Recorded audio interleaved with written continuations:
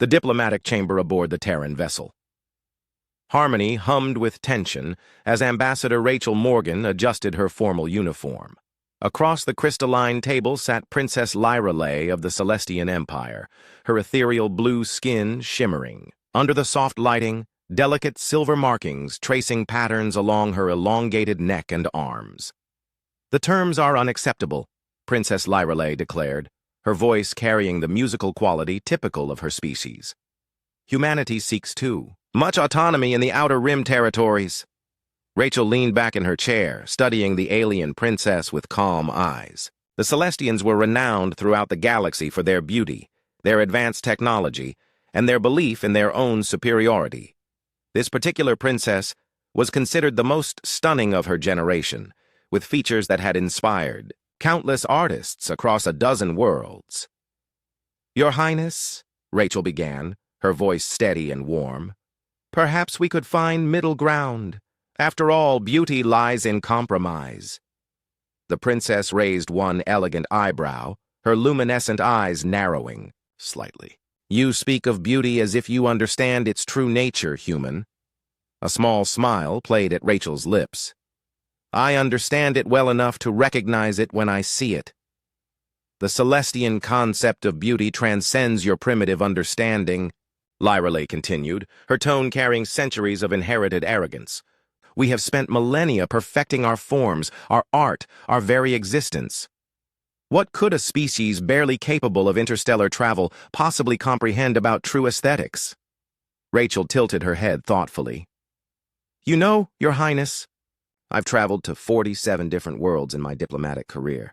I've seen the crystal gardens of Nexus Prime, the floating cities of Altair 7, and the bioluminescent forests of Kepler 442b.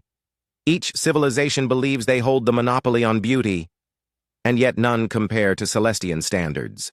"The," Princess replied dismissively. "That's where you're wrong," Rachel said softly, her eyes meeting Lyra Lay's directly. "Because sitting here, right now, I'm looking at the most beautiful person I've ever encountered in my entire life." The words hung in the air like a suspended note of music. Princess Lyra Lay's confident expression faltered, her luminescent eyes widening in genuine surprise. In her 3 centuries of existence, she had received countless compliments, elaborate poems, and artistic tributes to her appearance. Suitors from across the galaxy had compared her to starlight, to precious gems, to the very essence of perfection itself. But never had anyone simply called her beautiful with such quiet sincerity. The princess began, then stopped, her usual eloquence deserting her. Rachel continued, her voice gentle but unwavering. "It's not just your physical appearance, though that's certainly striking. It's the way you carry yourself with such dignity, the passion in your voice when you speak of your people's welfare, the intelligence that sparkles in your eyes when you're formulating your arguments. That's real beauty, Your Highness." Princess Lyra Lay found herself speechless, a phenomenon she had never experienced before. The human's words weren't flowery or elaborate like the court poetry she was accustomed to.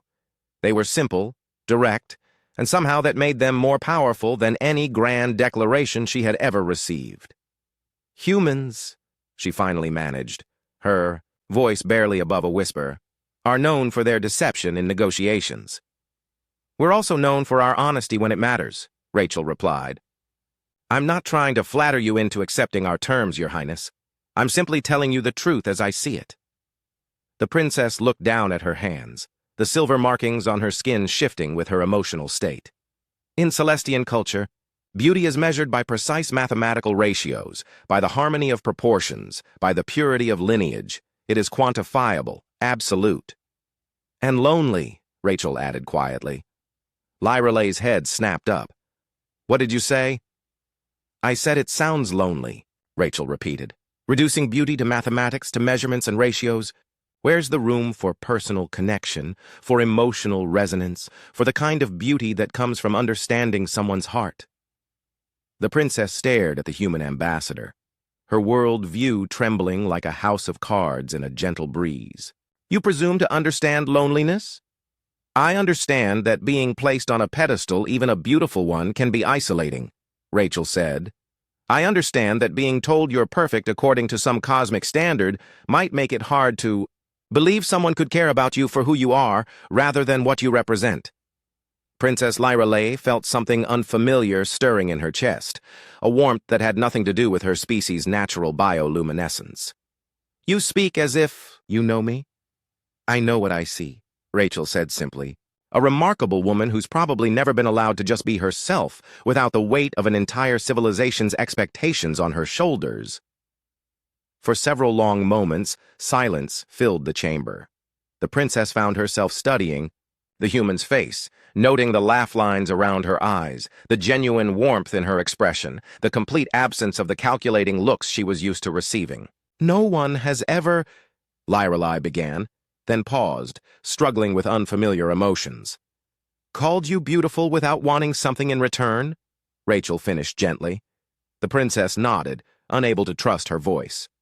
Well, I do want something, Rachel admitted, and Lyrelay's expression immediately became guarded again. I want you to know that you're valued for more than your appearance or your political position. I want you to know that your thoughts and feelings matter. And yes, I want us to find a solution that works for both our peoples. Princess Lyrelai took a shaky breath. The treaty terms can be renegotiated, Rachel said, but not because I called you beautiful, because it's the right thing to do, and because I believe you genuinely want what's best for everyone involved.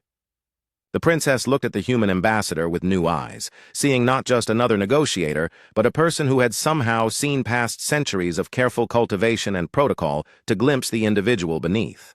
You are a most unusual diplomat, Ambassador Morgan, Lyrelai said finally, her voice carrying a new note of respect.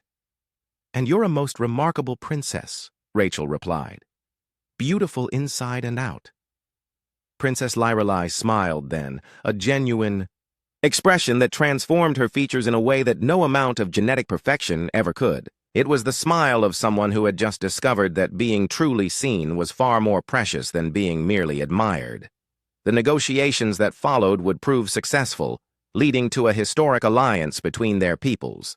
But neither woman would ever forget the moment when a simple truth, spoken with sincere appreciation, had bridged the gap between two very different worlds.